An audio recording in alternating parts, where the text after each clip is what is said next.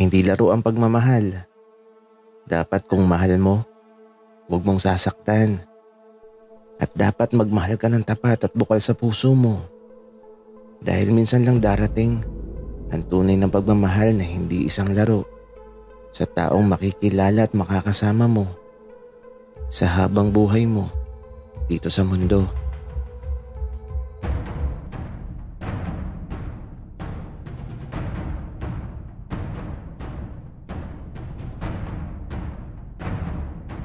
Kaibigan, huwag mong kalimutan mag-subscribe sa aming channel at huwag din kalimutan i-click ang notification bell at subscribe button. Subscribe na!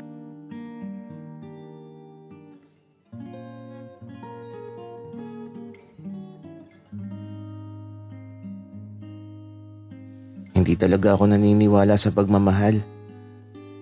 Hanggang sa isang araw, nagbago na lang bigla ang lahat. Nakakatakot sa simula, pero kapag mahal mo pala talaga ang isang tao, kahit ano, kaya mong gawin. Huwag lang siyang mawala sa buhay mo. At kahit may mga pagsubok man na dumating sa buhay nyo, hindi pa rin dapat mawala yung pagmamahal kung totoo at wagas ang mga nararamdaman nyo. Matapos makapaghapunan, andito lang kami ngayon sa labas ng bahay. Nag-uusap sa mga plano namin sa buhay. Tapos, masaya lang. Tito Berto, ikaw ba? Paano mo nalaman na mahal mo na ako? Alam mo, Miguel, hindi ko din talaga alam kung paano at kung kailan nagsimula. Basta ang alam ko, masaya ako kapag magkasama tayo. Pinasasaya mo ako, tapos ewan ko ba, parang lagi na lang kitang hinahanap-hanap. Parang bigla ka na lang umukit sa puso ko, Miguel. Tapos ayun, nahulog na ako. Nahulog, pero iniwan mo ako. Ay naku, Tito Berto. Oo na. Kasalanan ko na, Miguel. Sorry na. Di na mauulit. Pero alam mo, mahal na mahal na mahal kita. Kasi kahit sa matagal na panahon na lumipas, ikaw pa rin ang pinili ko. Kasi yung pagmamahal na sa'yo ko lang naramdaman, walang katulad yun. Kaya Miguel, kahit anong mangyari, lagi kitang pipiliin. At pangako, hindi ka na muling luluha. Pangako yan. Ikaw at ako lang. Masaya na ako. Oo, Tito Berto. Ikaw at ako. Tayong dalawa na pinagtagpo sa isang pagkakataon na magsasama sa habang panahon. Mula sa gabing yakap ang mga pangako ng bawat sandali. Alam kong magiging masaya na kami sa bawat bukas at sa bawat araw na lilipas. Sa gabing ito, sana kayo din maging masaya. Sana makahanap na din kayo ng taong makakasama nyo kahit dumating man ang maraming pagsubok sa buhay nyo.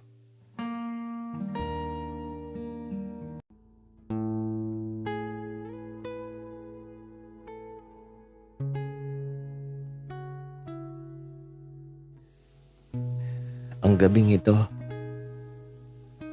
di ko alam kung hanggang saan pa ang haabutin ng buhay ko. Tila ba malapit na ang wakas?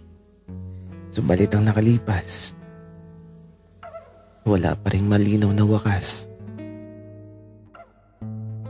Bakit pa ba ako umaasa? Napakatagal ng panahon ang nagdaan. Wala na siguro talagang nakaraan. Nakalimutan na. Naglaho na. Mula sa harapan ng aking malaking tahanan, nakaupo ako habang pinagmamasdan ng mga bituin sa langit. Naalala ko pa noon, Madalas na pinagmamasdan namin ang mga bituin. At sabay kaming nangangarap na sana wala nang wakas ang bawat sandaling di kayang pigilan ng oras. Nakaupo lang ako dito, mag-isa, habang dumadampi ang malamig na simoy ng hangin sa aking mga pisngi. Hindi na siguro ako aasa. Hindi na siguro ako maghihintay. Tatanggapin ko na lang siguro ang hatol ng tadhana sa buhay ko. Ang hatol ng kapalaran na mag-isang lisanin ng mundong ito. Masaya na ako na binabalikan ng nakaraan ko. Masaya na ako na naranasan ko kung paano magmahal at mahalin ng isang taong pinili ng puso ko. At kahit siguro lisanin ko ng mag-isa ang mundong ito, wala na akong pagsisisihan kasi ginawa ko naman ang mga bagay na nagpasaya sa buhay ko. Pero, bakit ba ganito? Parang nalulungkot ako. Kahit naranasan ko naman lahat ng bagay dito sa mundo, bakit ba parang may kulang na di ko malaman kung saan ko pwedeng matagpuan? Pero, alam nyo, kapag nakikita ko talaga si Berto, yung inaanak ko, lagi kong naaalala ang tatay niya. Kasi siya yung kamukhang kamukha. Halos walang pagkakaiba sa tabas ng mga mukha nila. Kaya nga masaya ako kapag nakikita ko ang bata na yun. Ay nako, ang buhay, bakit ba ganito? Bakit hindi pwedeng masaya na lang palagi? Bakit ba may kalungkutan? Pero sabi nga nila, hindi mo mararamdaman yung saya kung di mo naranasan ang maging malungkot. Kaya sa bawat pagkakataon na napapangiti ka, magpasalamat ka kasi hindi lahat nakakangiti ng kagaya ng sayo. Madalas, may mga ngiti na sana totoo. Minsan kasi, sa likod ng mga ngiti, nagtatago ang sugat na iniwan ng masasakit na sandali. Pero laban lang, huwag susuko. Kakayanin mo yan. Oras na siguro para pumasok ako sa loob ng bahay. Nilalamig na kasi ako at sana bukas magising pa ako. Kahit isang araw pa, baka sakaling babalik pa siya.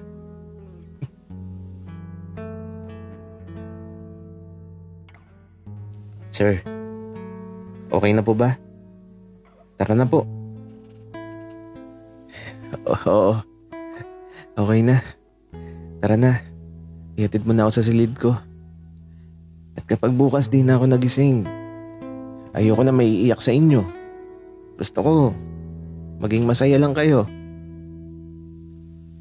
Sir naman, huwag kayong mag-isip ng ganyan. Alam kong haba pa ang buhay nyo. No, iho. Alam kong malapit na ang wakas. Gusto ko na magsaboy kayo ng abo ko sa dagat. Huwag niyong kakalimutan yan. Nako, sir. Kayo ay mabubuhay pa ng matagal. Huwag niyo munang isipin yan. Iho, tanggap ko na. Kaya ikaw, piliin mo maging masaya. Sir, magiging masaya lang ako kung hahaba pa ang buhay mo. Tara na sa loob para makapagpahinga na kayo. Sa mga sandaling to, tinulungan na ako ng nurse ko. Inalalayan na niya ako pagtayo tapos eto, papasok na kami sa loob ng bahay. At habang naglalakad ako papasok sa loob ng bahay, Sir, magandang gabi po. May bisita po kayo. Mula sa likuran ko, nagsalita ang isang tauhan ko. Lumingon ako para makita kung sino ang bisita ko sa mga oras na to. Malalim na ang gabi. Sabalit tila ba tumigil ang pag-ikot ng mundo ko nang makita ko ang taong kay tagal hinintay ng puso ko.